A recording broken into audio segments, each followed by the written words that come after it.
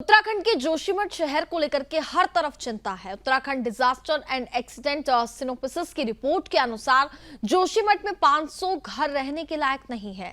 अब पीएमओ भी मामले की निगरानी कर रहा है, लेकिन सवाल ये उठ रहा है कि आखिर जोशीमठ में स्थिति आई कैसे। आपको बता दें कि जोशीमठ नगर प्राचीन आध्यात्मिक और सामरिक दृष्टि से महत्वपूर्ण है, लेकिन नगर के अस्तित्व पर संकट मंडरा रहा है। नगर में जगह जगह से हो रहे भूदसाव लगातार बढ़ते जा रहे हैं। संयुक्त मजिस्ट्रेट दीपक सैनी ने बताया कि जोशीमठ भूदसाव पर पीएमओ से भी जानकारी मांगी गई। पीएमओ से भी मामले की मॉनिटरिंग की जा रही है। वहीं जोशीमठ नगर में हो रही सभी निर्माण कार्यों पर पूरी तरीके से रोक लगा दी गई है। जोशीमठ में भूदसाव का कारण पानी का रिसाव, ऊपरी मिट्टी का कटाव और मानव जनित कारणों से जलधाराओं के प्राकृतिक प्रवास में रुकावट को बताया गया। इस मामले में सीएम धामी ने भी जोशीमठ में पहुंच करके जायजा लिया और साथ ही सीएम धामी ने भूदसाव को लेकर के उच्च अधिकारियों के साथ समीक्षा बैठक की।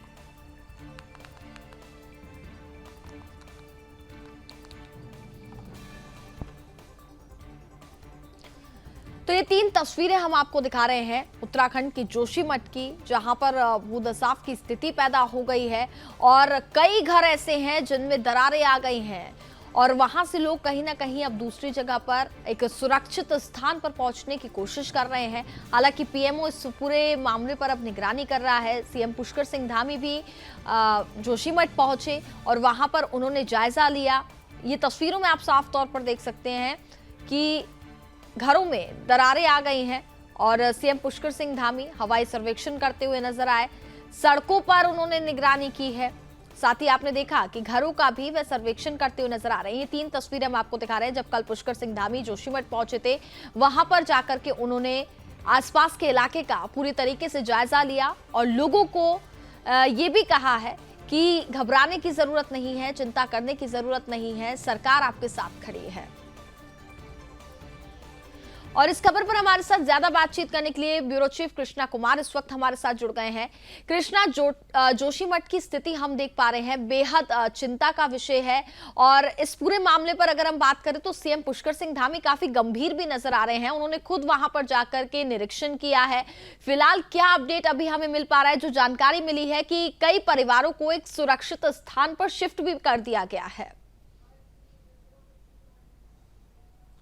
देखिए, जोशीमठ में 600 से अधिक घरों में जो है वो दरारें पड़ चुकी है। उनमें कुछ होटल भी शामिल है। लगातार शासन और प्रशासन द्वारा जो प्रभावित लोग हैं उनको शिफ्ट करने का जो है वो काम किया जा रहा है। जोशीमठ के नगर निगम में, नगर पालिका में और सरकारी स्कूलों में सभी प्रभावितों को शिफ्ट किया जा रहा है और उनके खाने और पीने की व्यवस्था जो है वो एक तरीके से रेंज बसेरे में और शेल्टर्स में करी जा रही है। अब मुख्यमंत्री पुष्कर सिंह धामी भी इस पूरे मामले को लेकर देखिए इस तरीके संगीन दिखाई दे रहे हैं और लगातार वो हर एक अपडेट अधिकारियों को ले रहे हैं। कल खुद वो जोशीमठ गए थे, लगभग 3 से 3.5 घंटा उन्होंने वहां पर रहकर निरीक्षण किया, प्रभावित लोगों से मुलाकात करी है। जो वो मुलाकात कर रहे थे तो एक तरीके से अपनापन उनको दिखाई दे रहा था और हर एक व्यक्ति जो एक तरीके से इंतजार कर रहा था मुख्यमंत्री से मिलने का। तो उन्होंने भी अच्छे से मिलकर मुख्यमंत्री से और उनका पूरी की पूरी आप बीती सुनाई किस तरीके से दरारें पड़ने का सिलसिला जो है वो लगातार शुरू हुआ है। उसके बाद मुख्यमंत्री ने उनको स्पष्ट आश्वासन दिया है कि सरकार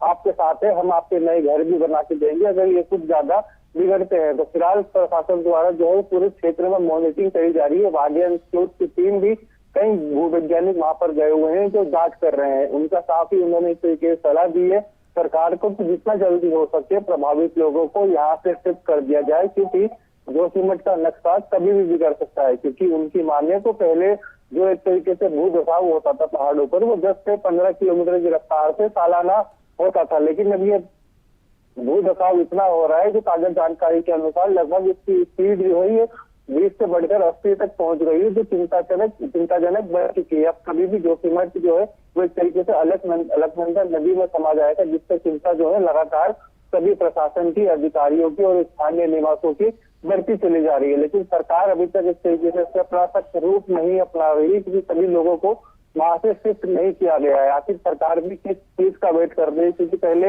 एक तरीके से 1976 में मिश्रा कमेटी जो है वो सरकार को सलाह देती है कि यहाँ पे कोई निर्माण नहीं करना, बावजूद उसको नजरअंदाज करके कई निर्माण कार्य जो है वो जोशीमठ क्षेत्र में हुए हैं। लेकिन अब जैसे कि सूचना मिल रही है कि वहाँ पे एनटीपीसी का और हेलंग बाईपास का काम जो है जो रोक दिया गया है, जिसके बाद से घरों में दरारें जो है वो बहुत ही कम पड़ रही है। उसका सिलसिला जो है वो थोड़ा बहुत थमा है, लेकिन ये ज्यादा टाइम के लिए नहीं थमा है। जैसे कि वैज्ञानिकों ने कहा है कि जल्द ही जोशीमठ का नक्शा जो है वो अलकनंदा नदी में तब्दील हो सकता है। चलिए, बिल्कुल कृष्णा, बहुत बहुत धन्यवाद आपका तमाम जानकारी हम तक पहुंचाने के लिए।